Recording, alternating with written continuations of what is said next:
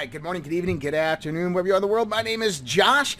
That is David Dubine. This is Red Pill Project's Conversations on the Fringe with you tonight, and we're going to be having, I'm telling you, we're going to have an amazing conversation tonight. We're going to be talking about galactic cycles, mini ice ages, political and weather changes, all of this stuff that's happening in the world.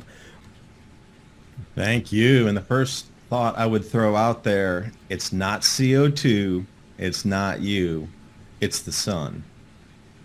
And you know what? Everybody in my audience would 100% agree with you. We've talked about how the sun dictates weather patterns, climate patterns, long-term climate patterns on this planet. We saw this in a 2004 article by NASA when they were talking about the climatic changes on Mars and Jupiter that were coinciding with various different solar maximum and minimum patterns. And so why isn't that not affecting us here on Earth, right? Yeah, we're much more close to the magnetic field of the sun. And also, if you want to step back to 2020, Neptune's atmosphere reversed itself. Like there was a dark storm up there and it ripped in half and it reversed and started going in the opposite direction. Uranus had visible X-ray flares coming off the planet, jumping out to the rings and then off to space with your visible eyes like we would see an X-flare coming off the sun. So these changes are real. Oh, and Mars also, it had to have been somewhere around June, July of 2021. The minerals in the crust of Mars started emitting auroras because Mars doesn't have a magnetic field like the Earth does, so there's no north-south pole orientation, but the minerals in the crust started to glow with aurora colors as well. So you start to see this as much more intense than anything on just a regular 11-year solar maximum, solar minimum cycle. We're going 400-year cycle, 2,000-year cycle at the minimum on this. Yeah, and there's another correlation there as well, is that when we go into the solar minimum, we also have an increase in cosmic ray bombardment from the outer solar system, which also has a dire effect on our climatic patterns, in which we typically see less extreme weather. But when we go to those solar maximums, this is when we start to see the weather pick up and have more extreme weather. Yeah, the sun's responsible for so many things. You think about cosmic rays being cloud builders as well. They're precursors, and when they come ripping through the atmosphere, they ping off of everything, and then that will eventually turn into a cloud droplet that will rain out. So you find if you look through the minimums and maximums, and if you go back further in time to the centennial minimum, which is the 100-year lows, and then you start to look at these 11-year average solar maximum, solar minimum cycles. And then if you look out at the 100-year flow on that, you'll start to see that there's definitely changes in rainfall pattern and drought based on the 100-year cycles. But then you come into the 400-year cycle and you say, well, civilization changes on the intensity of a 400-year. And we're at it again right here, right now. It's coming to the point now, anything that doesn't sit with the narrative is considered put your own label on it, but they don't want the information to spread because the information, once you understand it on how to protect your families and your communities and get ready for this, they do not want you ready. These globalists do not want you ready. I assure you they do not. They want you to be part of the collateral damage, the starving, so they can roll out the central bank digital currency and your digital rationing card all in one fell swoop, but you won't do it until you're hungry. Then you'll do anything.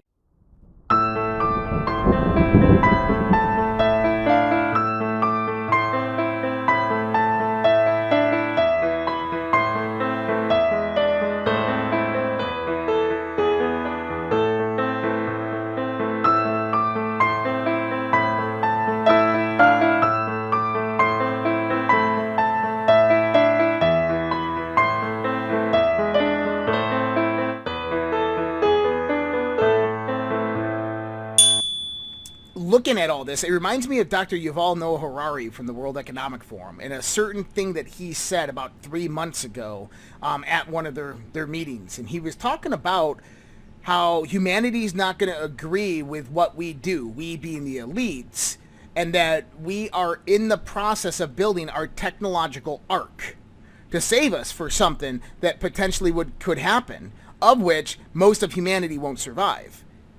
And you have to wonder, do they know what's happening? I believe they do, but do they know what's coming, and are they protecting themselves for what's coming and setting up a system that can be implemented directly after this all happens to where they have slave labor to rebuild their society once again. Absolutely, yes. You hit it on the head there. That's exactly what's happening. And the whole point of it is to keep people off the self-sufficiency. Like, you have to think about my grandparents coming out of the Great Depression knew how to pretty much repair anything, build anything, grow anything, because they had to out of necessity. But, you know, we got on these supply chains over the last 50, 70 years, and we got really lazy. Centralized systems are starting to break down. And because of that, we're very vulnerable. Almost nobody has these skills that our grandparents had. So if it does come down to the time where complex systems are even further shredded, you know, okay, good, now go do it yourself. Well, most people don't have the skill. That's why you need to buy books. Books that are going to be paper in front of your fingers. So if the internet goes down, you still have books on, you know, medicine and building and canning and drying meats and storage and anything you could possibly think of, you know, 101 projects on a homestead. So you can build your chicken coops and get whatever you need, build your barn.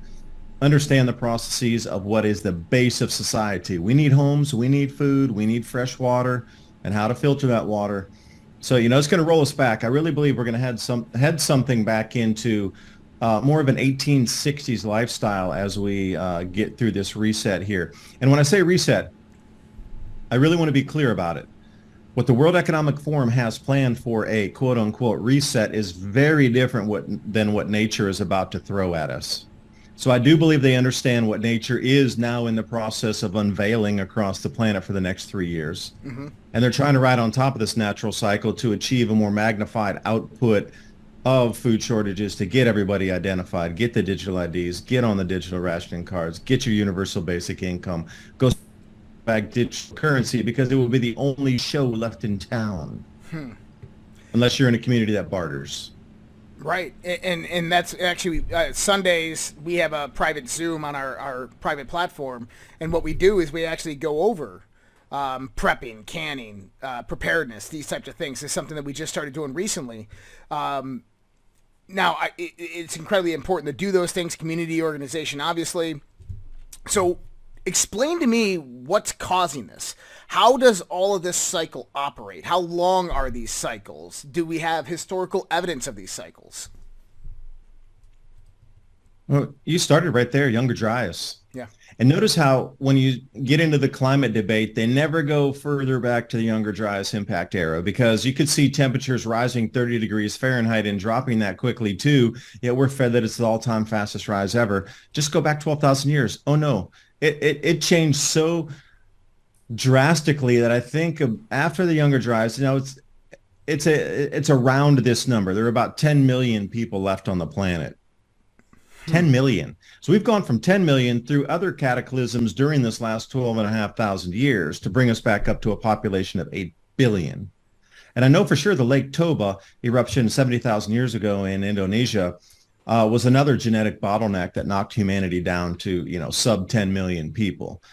So we start to go through these times. 70,000 years ago is really not a long time ago either. And then 12,500 years ago, and you could go through the alignments of all these different megalithic sites that show you that they were actually, you know, tracking as the stars moved around, depending on which culture was tracking which stars in the heavens there. But you got to think about the 8.1 K year event. Global temperatures dropped on a global average. And then the 4.1 K, which is 4,100 years. So what is it about there's these massive drops in temperature, population declines with it. We get into more stable growing periods where, you know, your plant and harvest dates, population increases, and then it drops off a cliff again. Well, if you do the math, just simple, 8.1 K, 4.1 K, 0.1 K, where we sit right at this second. So within 100 years, plus or minus, you can't tell me that it's that clean that every 4,000 years we hit these cycles, 12, 8, 4, present time, plus or minus 100 years. So, you know, even on this 4,000 year cycle that we're in the ballpark. Mm-hmm. But then you start to think about how many cycles are overlaying on tops of cycles on tops of cycles. And another thing that really got me into is even if you dissect like the 11-year cycle, then you start to get into these de Vries cycles on these 80-year periods, and then you start to, wrap different 11-year periods inside on 88 or whatever it is, and then it can come out a bit further and a bit further, and it's almost like the gears of a Swiss watch, where you got the larger gears switching and moving and they overlay on top. And I am absolutely certain the amount of information pillaged on this planet over the last 500 years that ended up in private libraries, the Vatican, etc., they absolutely know the cycles way better. And now we have modern technology, and the sensors and data that they're receiving are months ahead of anything on public release. So imagine if you owned a space agency, plus coupled with all of the ancient history and documents and codices and legends and everything else on stone or saved on metal. A lot of times they were gold sheeting or silver sheeting on top, retranscribed again and again. The history's out there. We're just not privy to it. But something is absolutely at this juncture, and you're not being told about it. Yep. Now, why not? I find this interesting because what you're saying correlates a lot with what I've been researching for a very long time. 2010, I started noticing correlations between coronal mass ejections and earthquakes. Typically, we would have some type of earthquake on this planet a few days or a few weeks before a coronal mass ejection would actually hit the planet. And I started to wonder. I said, well, what is actually happening there? And so I started to look at the Earth as, instead of this, liquid magma core and so forth, as a hydraulic system. If I'm a hydraulic system and I have some type of piezoelectric effect that's producing an electric field that is inducing a magnetic field externally, and then I have to control that pressure, I can do that with hydraulic pressure by alleviating various different plates on top, the movement of the upper strata of the Earth, and that can alleviate or increase pressure in one direction or one side. And if the Earth knew somehow it was connected, quantum entangled, whatever, to the sun, it would have to strengthen its magnetic field or weaken its magnetic field on one side, whether it's cosmic ray bombardment or solar radiation bombardment. It could produce an earthquake, which would allow the electrical propensity at the core to increase because of the increase in pressure or the alleviation of pressure, and therefore the magnetic field would be able to fluctuate and adjust. And I started on this, and I started seeing that this wasn't the first time that we've had these types of events come past. This isn't the first time that people talked about these types of events. This is in ancient history. They talked about various different connections between the Earth and the sun. This is why the sun was revered within ancient mythology. This is why they looked at it as the primo god. So I started noticing this as well as through the great cycles, the great calendar, is that we were on a transit through the galaxy. We go through various different densities of cosmic radiation, of particles, of gases through their transit through the galactic center all the way up to the top and bottom. We can look at it as 4 seasons. Now, I'm curious, do you have any comments on that in the sense of how the Earth's magnetic field fluctuates pertinent to various coronal mass ejections?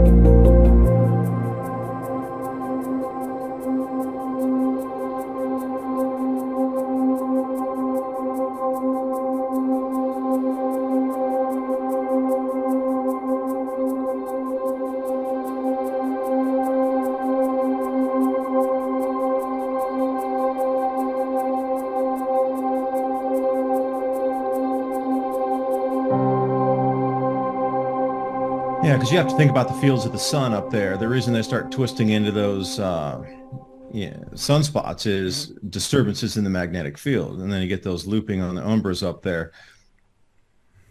Electromagnetism and pressure differences, they're A and B. They're two separate sets of categories. So when we're talking about solar winds come blasting through at, 800, 900 miles per or kilometers per second, there's also another factor at play which disrupts agriculture in that. So you described that perfectly. Like, wow, the way you hit that, I really haven't talked to too many people that can run it like that really get the inner workings of it. But you have to realize on the electromagnetism side too, you're going to have an outbound current flow that if the Earth, for simplified, think of it as a capacitor, if there's an overcharge Hmm. on that, it regulates itself. So there's going to be an overcharge outbound current flow, and you can identify those where the halo elves are above and the ionosphere at about 100 miles up. But if you trace it further down, you're going to come into the blue jets and the red sprites. You start to map those over that are routinely seen in different areas across the planet over the crop grow zones. And you know that that's an electrical outbound flow, which is agitating and speeding up the current flow. Like a light bulb in a coffee shop is the best example. You can turn it up and it glows faster because there's more electrons running into the current and the wires in there, or you can turn it down and you dial it down and there's less electron movement in there based on how fast things move on the flow of electricity into it. So when you think about it as a electric circuit on the globe here on the outbound flows, the way that electricity is going to disturb local weather patterns, it's going to heat and bend. So the general precipitation patterns, once they hit that new, faster, heated area, they're going to start moving and dropping precipitation in different places, or they're going to bend all the way around and the clouds are going to evaporate and they're going to come into a drought. Mm. So that's what I've been doing on the GIS mapping software is I'm trying to map out where I'm seeing these elves at the upper band, at the ionosphere at that upper range about 100 miles up, and then following it further down into the lower layers of the atmosphere where the sprites and the blue jets occur, and then finding those ground points and matching up agriculture zones and which crops are grown in there, and doing an addition subtraction on a global total. For example, barley, oats, they're going to have a way different outcome. If you reduce 20% of global oat production like there was in the Volga region last year, that would be the reason oats spiked to record highs. Because corn, soybeans, and wheat, that's grown globally, and there's just so much of that crop out there that if you take one region offline, it's really not going to affect the global price. It is, but it's not going to send it to the stratosphere because you lost 20% of the oats and the barley. So if you start to map out exactly what you're talking about, but now follow the current outflows and the disturbances over the ag zones, then you start to get into why this all really makes sense, why they follow the sun, why they worship the sun, because they knew, literally the ancients understood that the cloud cells and jet streams are either locked in place because of magnetics, or they're allowed to flow free because the magnetic field has waned and weakened so much. Like nobody gives the ancients credit for understanding into this. But now take it into the agricultural zones that can be identified and mapped out with the losses of what we're both talking about tonight.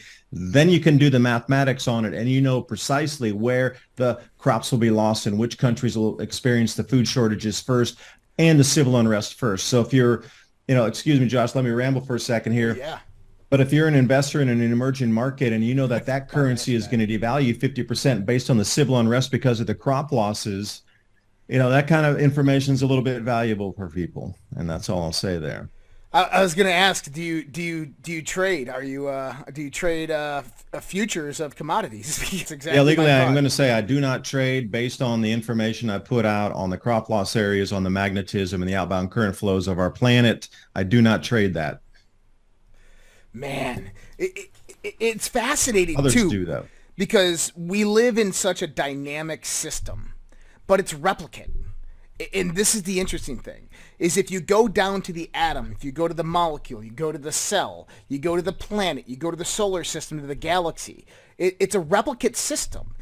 And if we just paid attention, if we just observed nature for once in our friggin' lives and didn't allow money to control academia, we would begin to unlock the secrets that our ancestors once knew. Yeah, but unlocking those secrets means free power. Never ending, limitless, on demand power wherever you set up a unit that can use magnets to spin against each other.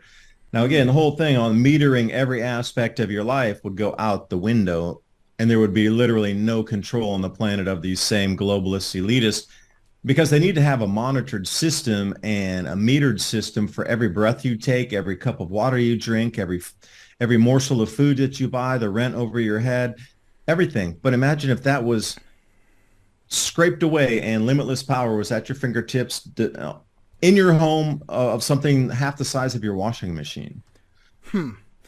I want to jump into this because I was in the 1990s. I was fascinated with Nikola Tesla. Read everything I could possibly get on Nikola Tesla.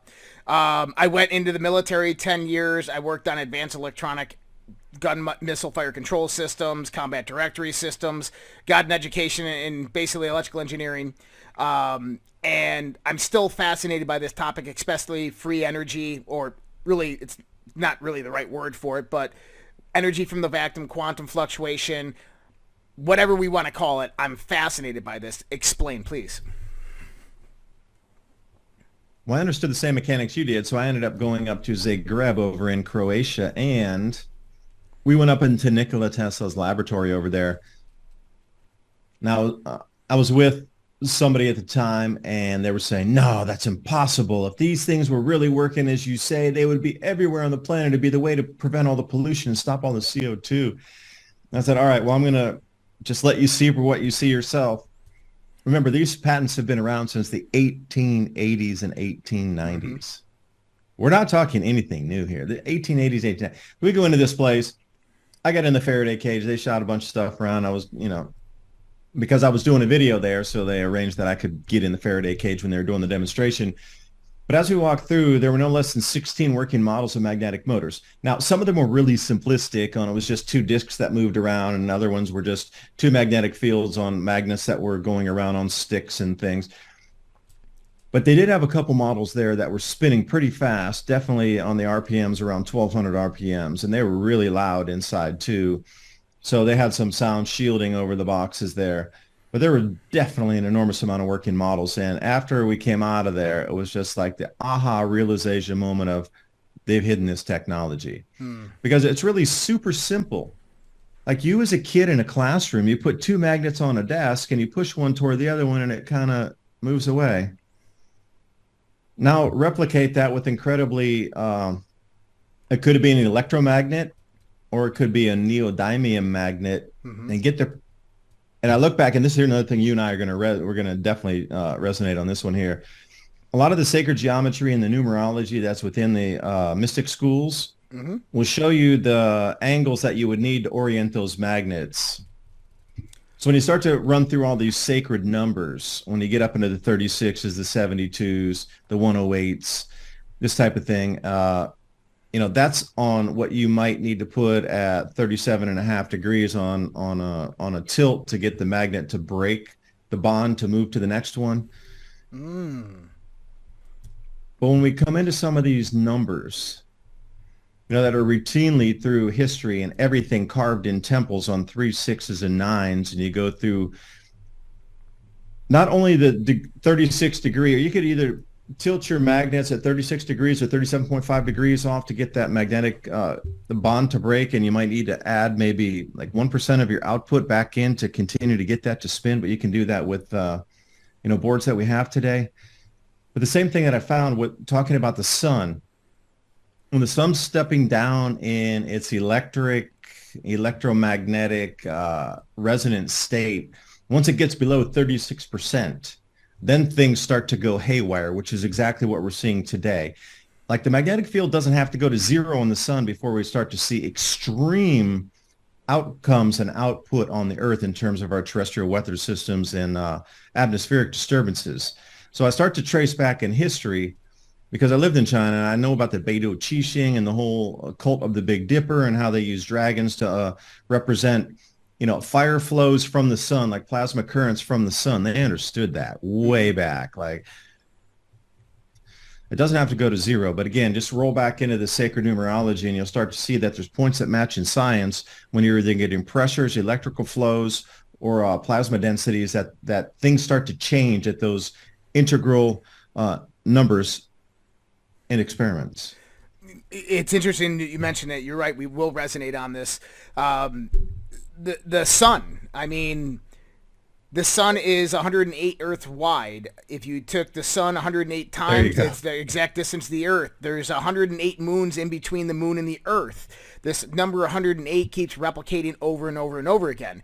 In the Plato mystery schools, where a lot of sacred geometry actually came about from, they revered all of the various different geometric structures except for one that was hidden and secret, and you couldn't even mention its name within the mystery schools, and this was the dodecahedron, which is basically a pentagon on each side. Now the angles between each angle of the pentagon is 108. So I find it fascinating as well. 108 is 9. Obviously Tesla connection there. I used to work with a company, just consulted for a little while. I was sent to review a whole bunch of different free energy experiments, and we review them online and through Zoom and stuff like that. I mean, you have the Bedini motors, you have tons of other people that developed various different types of magnetic technology. And in conceptualization, it makes a lot of sense that why are we not developing more technologies based upon this? Why are we reverting towards silicon panels that pull in solar radiation, or wind turbines that are so 1800? Why are we putting ourselves through this in this so-called green revolution when we should be investing these billions of dollars into exotic energy technologies that we know are there and work, and that there's thousands upon thousands of classified patents through the patent office in the United States of America alone for these various types of things. I talked to so I was in the military, and we get big tech pubs in the military. And I was in one of my primary mainframe computer schools, and the first computer that was developed for the United States Navy, the original design plans came out in 1952 and had fully designed transistors within the tech pubs. I've seen the tech pubs. And I said the transistor wasn't invented till 62. How is this even possible? And they kind of started laughing. They think, hey, you think that's crazy? Just wait. And I started talking to one of the gentlemen who actually worked in the IBM labs, who developed the inverted resistor, which would actually generate power when put into a circuit. And this is classified technology that you don't see. And it's like, what are we, obviously control. We understand it's about control. We are sheep to them, and this is where it's supposed to go. But for us, setting up parallel systems, parallel economies, we need to be doing more research into this. We need to be rebuilding these sacred designs and bringing them forth for our power systems. Yeah, I agree, but it's just too disruptive on a mass scale. Schallberger principles, also with gravitational vortex power and some, smaller gravitational or, GVP units that you could put in a stream flow of, say, 1 cubic meter per second flow. These types of things will be used for anybody who's trying to get off the grid that can actually implement a system that has continuous water flow. The Preparedness magnetic motor is the one I'm most familiar with. Designed out there quite a few places. Preparedness. And there are different inventors, and you can go through an enormous amount of different designs and see which one might fit your needs or your electrical expertise, or those in your field that know. Yep. Now, there we go. If you use it just yourself and your community only, and you do not try to bring this to mass production, right, or put your designs out to the planet to get everybody else to try to follow you, generally you'll be left alone. But the minute you try to put it and commercialize it, like the boys over in Korea did, we haven't heard from them in some time. And it just does seem to be like this. You can go through chapter after chapter of history and just go back in time. And Josh, you're more well-versed than myself. People who thought they were making deals that was their last day because they were trying to bring out something so disruptive into society. So use those as words of possibility, but also caution. What's your thoughts on HHO generators? Sorry, again? Basically hydrogen generators. people out there developing the HHO cells. Hmm. Yeah, I know one guy who's working on hydrogen on demand Mm-hmm. technologies and oscillating generators, etc. They're in the phases working with the Canadian government now to bring it out into sort of mass production. But again, they've been stalled. Even though these contracts have been written and for the last 2 years, they haven't really moved forward with it. It's out there. Yeah, they got the, hydrogen on demand motorbikes and the proof of concept and, trucks running, but they just can't get it out into mass production. It's sure car companies agree. Yeah, we'll do this. Yeah, we'll do that. But it's bought and it's thrown on a shelf. Oh, sorry, it's a little bit delayed. We couldn't get this extra part. Oh, we're waiting for the chipsets. Sorry, the chipsets aren't there. Da da da da da. And yeah, hydrogen on demand is a huge possibility there. And again, you're going to pull that power right back into it. And if you put regenerative braking on it, then you got this complete complex system that just regenerates everything as you move down. And hydrogen on demand is the way it's going to be going versus storage in cells. So, there's quite a few different techs out there, but why are there, regardless of what we talk about, why has none of it moved forward since the 1880s should be the question. Well, it goes back to the financiers, the banks, the money controllers, those who have the power and control over corporations, over interest, over patent offices, over politicians, over governments, and over military. That they lose their control when we become self-sufficient. Yeah, and think about that. At this level we're talking about right now, this is just your daily life and energy usage and things that are on a meter so you can continue to live and not starve to death. Now bring it back into where, I come into this cosmic stuff and Josh does too, but these last 3 events that are about to unfold in 3 successive years are the last level of in a distraction that need to be so buried that the man-made events need to eclipse that by orders of magnitude so at one day you won't come to the realization that you've been lied to. They knew this information decades, plural, ago, that you could have been warned to get ready for these events because the animosity and the anger coming out of the average citizen will topple the entire global financial system, the political systems. Once you realize that you were not warned 20 years ago to about these events that are happening and in play right now, the crop losses, magnetic field changes, UVB radiation increases that we could have protected ourselves against. This is what's not being told to you, because once you realize that we could have gone onto a different system and been more self-sufficient and gotten off centralized systems to ride this event out. So that's the kryptonite of it all. Yeah. The way to get through this event is we had to become self-sufficient. We all had to have our organized communities, all bartering with each other outside of monetary means. We all had to be able to grow our own food, repair our own things, have our own animals, because that's what's going to survive is those pockets of people who have done that. So when the system completely breaks down, either to conduit cable snapping, bridges decoupling off banks, railroad derailments, and I'm not talking about the artificial kind that we're seeing right now, but all of these things are inbound with exactly what you spoke about. As the sun steps down, our Earth tries to equalize, but it does it in a couple of ways. It can send outbound current flow with actual measurable changes on the electric circuit going, where you see it visibly with the plasma on the red, the red sprites, the blue jets, and at the halos at the top boundaries, or it can discharge it through Paleozoic earthquakes and volcanic eruptions. Where we sit now, we should have been warned about this decades ago, but once you realize what is coming and starting now that we had decades to prepare and you weren't warned, you're going to tear the house down to get at those people. And that's what they need to distract away from, is your awareness of these natural phenomenon and these natural cycles onsetting, amplifying, and completely restructuring civilization and society as we know it. Like as we go through these next 3 years, on the backside of that, you will not even recognize in one shard of what was our prior society and civilization. That's where we're heading in these next 3 years, and that's what they're disguising and trying to hide from everybody. Well, and I want to get into that part right there specifically, but first I want to ask you a question. If I always try to put my mind in the mind of the enemy, I try to see things from their perspective, and it's from our perspective, we look at them as evil. From their perspective, they probably look at themselves as saviors.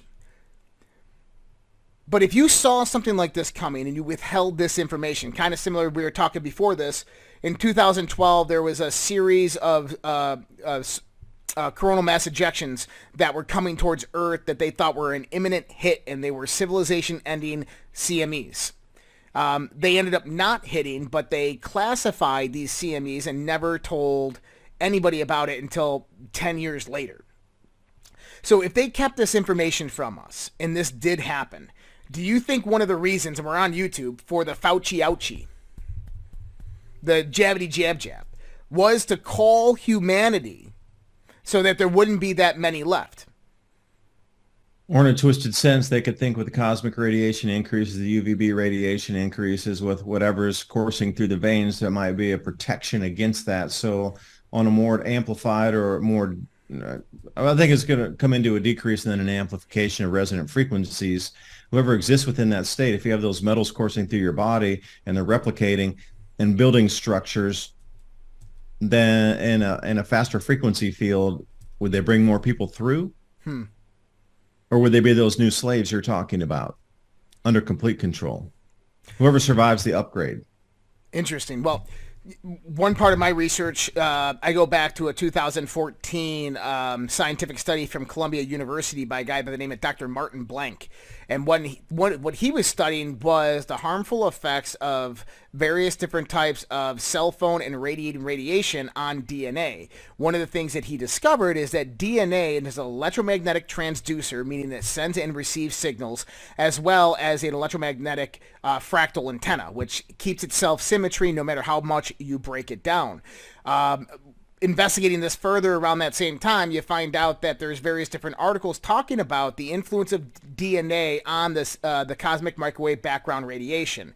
For anybody out there who doesn't know what that is, it's what they call the afterglow, the Big Bang, as if the Big Bang actually happened. I don't believe that, but it's a microwave frequency that is spread and distributed through the entire galaxy. When it hits our planet, it can range anywhere between 3 to 300 gigahertz. It tops out and peaks on the surface level of the planet between 28 to 34 gigahertz, which just happens to be the same frequency. Same frequency of the tuning of your DNA, as well as the first channels of 5G radiation. So my curiosity is that this is obviously a cosmic radiation that is coming in, but it has to be dictated some way, shape, or fashion by the solar radiation. And we know that the solar radiation bombardment of our planet has various fluctuations in the sense of the current traveling through the ionosphere, which basically produces the 7.85 to 14 hertz signal that generates on our planet, which puts us in the alpha brainwave state. Now, I find that interesting as well, because that Schumann resonance, every species on this planet exists within their optimized brain state, their alpha brain state, between that 7.85 to 14 hertz, except for one species, us. We're always in a dissonant state of that resonance. And, I attribute that to all the ambient radiation that's around us, from Wi-Fi to microwaves to 4G, 5G, to radar systems, etc. And you have to think about the Schumann resonance has really been blasting somewhere around sometimes 30 to 40 now. So that's so far outside the ranges there. And I'm wondering what kind of, peaks we feel. Because a friend of mine, Craig Simpson, up at Radiant Creators, we were trying to develop an app. This is just for our own personal use, to try to map out our days energetically on the cycle of the moon, whether it was a full moon, a new moon, the KP index, which is showing how much energetics is reaching the planetary bow shock here, and then what the Schumann resonance was doing. So those variables and factors on the moon, the KP index, and the Schumann resonance. So there's ultimate combination of those, like a Rubik's cube. But if you could start to map it down, and you knew that there was a KP6 and the moon was new and Schumann was at the regular state, then you'd have this sort of day, and you could map that out energetically. So however you wanted to manifest your day and move through energetic, and use the energetics that are given to us each day, so you would know how you would feel and what your energetic levels would be, so you could pull yourself out. Because if it was going to be one of those lazy days based on all three of those factors, you could know why you were feeling lazy and then use your mind to, get into a different state and trigger yourself to a different state of, all right, I understand why I'm lazy. It's natural forces. Now let's just overcome that with our mind, and we need to blast forward laser style and move through that. No breaks. So we were trying to use this for our own benefit in terms of getting more done during our days, mapping out the energetic frequencies that were either a limitation or on those days where you already had the most productive day you've ever had in your entire life, that you knew that was coming tomorrow or was inbound this morning, that you knew that you could just focus on, bam, you're just up to the stratosphere and past it. These are real frequencies that affect us on the daily. So what you just described is what our ancestors would have called astrology or tarot. And the reason I say that is because what they did is they either anthropomorphized things, they would bring it down into allegory, mythology, these types of figures. And we have various different archetypes of the human mind, various different kind of things that manifest due to the energy configuration of the gravitational and the various different electromagnetic forces around us. And we've attributed that in the sense of how astrology is played out. Tarot is kind of like an inner astrology of how the inner system of your body reacts to the outer system. This is one of the foundations of alchemy. And so I find that incredibly fascinating that you're looking at a scientific approach to monitoring what our ancient cultures used to do through just observation, but obviously not as accurate or efficient. Yeah, because you have to understand that energetic flow, what we understand as astrology and astronomy now are two separate. But Yes. say 200 years ago, they were combined together. Yep. And again, that's about hiding history and hiding part of our true nature of self to understand these. Astrology has been relegated to the woo-woo. Go back 200 years prior, and they were an intertwined science because you understood where the celestial bodies stood in the actual physical location of space. But then there was already a mapped out field of, okay, the energetic resonance of that changes as the celestial body moves through. We're going to either a more energetic field in space, a heavier debris field area of space, a less dense field of space. Maybe temperatures will drop on the planet, but they had all this mapped out. And I'm wondering how many cycles it had taken to map it out. Because if you look at the Maya and you go back, they had 222 million years, or no, it's 220 million, excuse me, of going above and below the ecliptic on one complete circle around the entire galaxy of where we stood today, where our planet sits. 220 million years later, we're going to come back and we're going to be at the same exact place again. Now, they'd mapped that out for 220 million years on a cycle. So within that, there's got to be smaller cycles that can be mapped out as well. Yep. So when you start to look at that in the astrology and the astronomy, like how many times have we been through the same rodeo, being able to map out, okay, we're coming into a denser region of space. Okay, there's more plasma in this area. The temperatures are going to increase. Okay, we're going to get a heating effect on the planet. Okay, we're going to literally an empty area of space. Plasma is really low. No space debris out there. We're going to come into a cooler period, and then we're coming in through the fuzz, as I've heard it called before, where we're going to get bombarded with space rocks. Just things that are left in space. If you believe in Tiramid and the collision there, all right, there's other areas that have been collided before that there's debris fields out that we pass through on a regular basis. Mappable. That's the whole thing. These cycles are mappable, literally down to years of when we're going to pass through these same or transit these same areas of space again with the same exact effects time after time after time after time. I agree. And for me, it's a lot about observation. So from an Earth-based observation, if people look up to the sky and they put a dot on their window every time that they saw the sun starting on December 25th, they put a dot on their window at noon, and they did that throughout the whole entire year, what they would get is this figure 8 sign, which is known as an analemma. The moon does it over a 29.5-day cycle.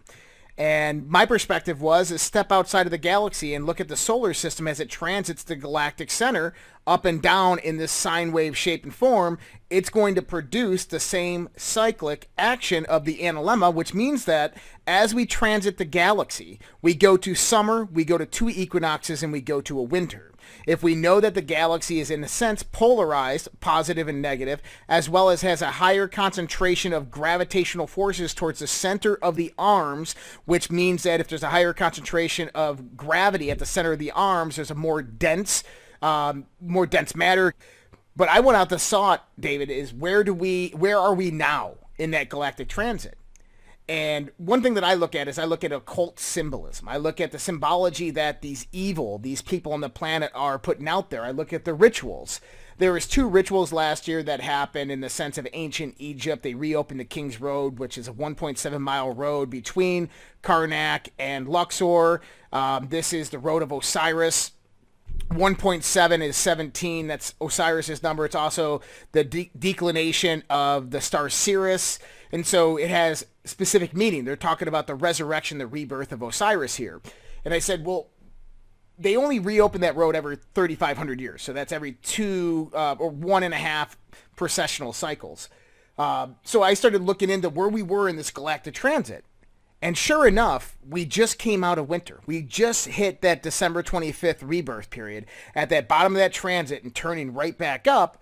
And historically, I went out there and I was watching a few people explain this. I think Randall Carlson was one of them. And he showed how as we go into this and how we come out of this, there's massive cataclysms every single time, and that our ancestors actually mapped this out.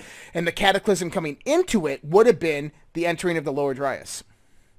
And now we're coming out of it, and they're suspecting that we're going to have the same type of effect. Yeah, I've seen a lot of Randall's work too. That's a galactic cross, or the crossing there. Mm-hmm. And again, if you like in symbolism, if you're looking at, we were talking about with the sun doing it, and it looks like a figure 8. It really does. So if you go back in Chinese mythology, 8 is the luckiest number, but then for us, it looks like the infinity symbol, especially because it's not an 8, it's sort of tilted on its side. So it doesn't matter if you're looking at Western symbolism or Eastern mysticism, they both come with that number 8, quote unquote, but it's the same pattern that you're referencing. It just turned into a numeral in the more modern age, still encoded, still secret to many, but that galactic cross, again, when we start to talk about birth of Christ, the cross, the crucifixion. Why is everything that we look at also about the crossing? So it doesn't matter if it's religion, mythology, legend, it always has this same symbolism repurposed to explain the same exact events, whether it's a 25,700 or 750 year event, or whether it's a 2,000 year event, 400-year event. These same cycles are overlapped, but with the same symbology on top of them. And I guarantee absolutely 1,000% the keepers of this knowledge still are on this planet, keeping the time clock. Mm-hmm. Because one thing I learned living in China, there is still a sect in China following the Big Dipper, the Beidou Qixing, which is the cult of the Big Dipper. They understood that the Birkeland current powering our star comes from that Big Dipper. The way they have that talk about the current flows, the consciousness of humanity emanates from that. So there's still an entire worship and study of the heavens, the mandate from heaven being removed from the rulers during times of Birkeland current flow step downs, which we're experiencing now, basically changes in the sun's output, changes the magnetic field on the planet, less crop production. You can't feed your people. You have no right to rule. And they have this mapped out, and there's actually a real name for that. The mandate from heaven has been removed from the emperor. So that they understand the energetics in it. They might use different words, but they understand that these flows of energetics from spiral arm of the galaxy, different stars that align with each other in these string of pearls when they onset and form stars along electric currents in the sky, plasma flows. You might have looked back and say there's a bunch of barbarians living in cave. That was our prehistory. But I would state unequivocally that they understood the energetics of the solar system, of the galaxy, and were able to move through these cataclysms far better than we are going to be able to deal with it beginning right this second here. How far back do you think human civilization actually goes? 21 million years. Why that number? Vedic texts, stories, out of place artifacts. They have had some out of place artifacts around 300 million year range, but if we look at what we understand, almost every out of place artifact doesn't extend past 21 million years. Mm-hmm. Also, the Vedic texts, if you roll back through the chapters of history and the chapters of change of ages, in the modern time, what we consider Homo sapiens sapien as us in our present form, physiologically, mentally, etc., exactly the same, 400,000 years, which means that we've rolled through 3 periods of interglacials. So we sit in interglacial right now where it's the warmest time during an ice age break between that cold of 90,000 years. So we've had several of those intervals that we've survived through. So I'm also wondering, like, where are the civilizations that spent 10,000 years building up their civilization before they were cascaded into the abyss on the onset of a new ice age? Mm. So that's one thing to think about. That's subset. But here's the thing that really gets me is, like, our weather patterns have been really stable for such quite a long time that we've been able to develop a society based on agriculture and grain yields because we had extra calories to bring our societies and civilizations up to this point. Stable climate. So what happens when an ice age onsets? Well, it destabilizes everything. As we onset into the next ice age, our civilization would disappear anyway because of the temperature changes. But as we hit into that low of the ice age, when everything's at its maximum glaciation, that's going to set for 40,000 years of stable climate. So the stable climate periods are actually much more stable during the full glaciation periods of 40 to 50,000 years of stable climate versus what we consider now. We'll get a few thousand years here and there of stable climate to build our civilization in the warm periods. But really the most stable climate would have been during the depths of the ice age. So you have to really wonder what kind of civilization could evolve after 40,000 years of very little disruption compared to our 10,000 years of warmth where we've built to what we have today. So that really explains a lot of these prehistory civilizations that have come and gone.